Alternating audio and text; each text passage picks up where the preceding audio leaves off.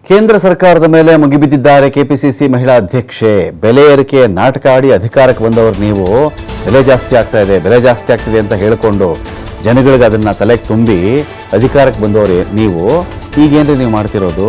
ನಾಟಕ ಆಡ್ಕೊಂಡು ಬಂದ್ರಲ್ಲ, ಏನು ಮಾಡ್ತಾ ಇದ್ದೀರಾ ನೀವು? ಯಾವ ಬಾಯಲ್ಲಿ ಮಹಿಳಾ ಸಬಲೀಕರಣದ ಬಗ್ಗೆ ನೀವು ಮಾತಾಡ್ತಿರೋ ದೇವರೇ ಬಲ್ಲ. ಮಹಿಳಾ ಸಬಲೀಕರಣ ಅಂತ ಮಾತಾಡ್ತಿದ್ದೀರಲ್ಲ ನೀವು, ಹೇಗಿದು? ಮೋದಿ ಸರ್ಕಾರದಲ್ಲಿ ಹೆಣ್ಣು ಮಕ್ಕಳಿಗೆ ರಕ್ಷಣೆನೇ ಇಲ್ಲ. ಇಲ್ಲಿ ಗ್ಯಾಸ್ ಸಿಲಿಂಡರ್ ಬೆಲೆ ನೋಡಿದ್ರೆ ಹೃದಯಾಘಾತ ಆಗಿಬಿಡುತ್ತೆ.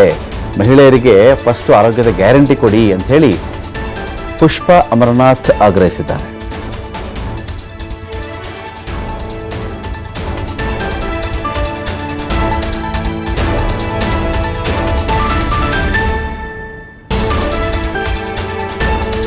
ಮಹಿಳೆಯರಿಗೆ ಆರ್ಥಿಕ ಅಂದ್ರೆ ಕೊಂಡುಕೊಳ್ಳತಕ್ಕಂಥ ಶಕ್ತಿ ಕೊಟ್ಟಾಗ ಮಾತ್ರ ಆ ಮಹಿಳೆ ಇವತ್ತು ಮನೆಯನ್ನ ನಡೆಸಲಿಕ್ಕೆ ಸಾಧ್ಯ. ಮೊದಲು ಮನೆಯಿಂದನೇ ಶುರುವಾಗೋದು. ಮಹಿಳೆ ಅಂದ ತಕ್ಷಣ ಮನೆ, ಅಡಿಗೆ ಮನೆಯಲ್ಲಿ ಇವತ್ತು ಎಲ್ಲ ವಸ್ತುಗಳ ಬೆಲೆ ಎಷ್ಟಾಗಿದೆ, ಗ್ಯಾಸ್ ಬೆಲೆ ಎಷ್ಟಿತ್ತು, ಇವತ್ತೆಷ್ಟಿದೆ. ಅವ್ರು ಎಷ್ಟೇ ಮಾತಾಡ್ಬೋದು, ಎಷ್ಟೇ ಸುಳ್ಳು ಹೇಳ್ಬೋದು. ಇವತ್ತು ಬಿಜೆಪಿನವರಂತೂ ಬಾಯಿ ತೆಗೆದ್ರೆ ಸುಳ್ಳೆ ಅವ್ರ ಮನೆ ದೇವ್ರ ತರ ಮಾತನಾಡ್ತಾರೆ. ಇವತ್ತು ನಿಜಕ್ಕೂ ಹೇಳ್ಬೇಕಂದ್ರೆ 2014ರಲ್ಲಿ ಇದ್ದಂತಹ 410 ರೂಪಾಯಿ ಗ್ಯಾಸ್ ಬೆಲೆ ಇವತ್ತು ಎಷ್ಟಾಗಿದೆ ಅನ್ನೋದನ್ನ ನೀವೇ ಹೇಳಬೇಕು ನನಗೆ. ಅದೊಂದೇ ಅಲ್ಲ, ಬೇಳೆ, ತರಕಾರಿ, ಗೋಧಿ ಹಿಟ್ಟು ಎಲ್ಲವೂ ಜಾಸ್ತಿ ಆಗಿದೆ. ಎಣ್ಣೆ ಬೆಲೆ ಇರ್ಬೋದು, ಎಲ್ಲವೂ ಜಾಸ್ತಿ ಆಗಿದೆ. ಮನೆ ನಡೆಸೋದು ಕಷ್ಟ. ಮೊದಲನೇದಾಗಿ ನಮಗೆ ಆರ್ಥಿಕ ಸಬಲೀಕರಣ ಬೇಕು. ಬೆಲೆಗಳ ನಿಯಂತ್ರಣಕ್ಕೆ ಬರಬೇಕು. ಸಬ್ಸಿಡಿ ಸಿಗಬೇಕು. ಕೆಲವು ವಸ್ತುಗಳ ಮೇಲೆ ನಮಗೆ ಟ್ಯಾಕ್ಸ್ ಕೂಡ ಬೇಡ ಅನ್ನೋದು ಮೊದಲನೇ ಬೇಡಿಕೆ ನಮ್ದು.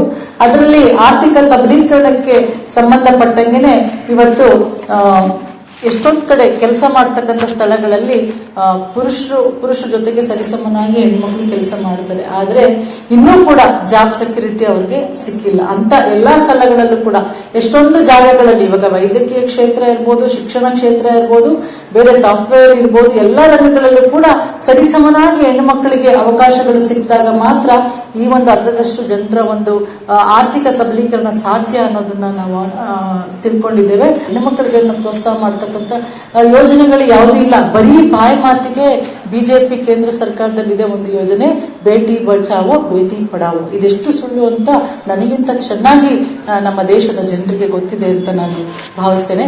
ಮತ್ತು ಆರೋಗ್ಯ ಮತ್ತು ಪ್ರಾಥಮಿಕ ಕೇಂದ್ರಗಳಲ್ಲಿರ್ಬೋದು, ಶಾಲೆಗಳಲ್ಲಿರ್ಬೋದು, ಶೈಕ್ಷಣಿಕ ರಂಗಗಳಲ್ಲಿರ್ಬೋದು ಹೆಚ್ಚು ಅವಕಾಶಗಳನ್ನ ಹೆಣ್ಣು ಮಕ್ಕಳಿಗೆ ಕೊಡ್ತಕ್ಕಂಥ ಕಾನೂನುಗಳು ಬರಬೇಕು ಅನ್ನೋದೇ ನಮ್ಮೆಲ್ಲರ ಇಚ್ಛೆ. ನಮಗೆ ಆರ್ಥಿಕ ಸಬಲೀಕರಣ ಬೇಕು. ಹೌದು.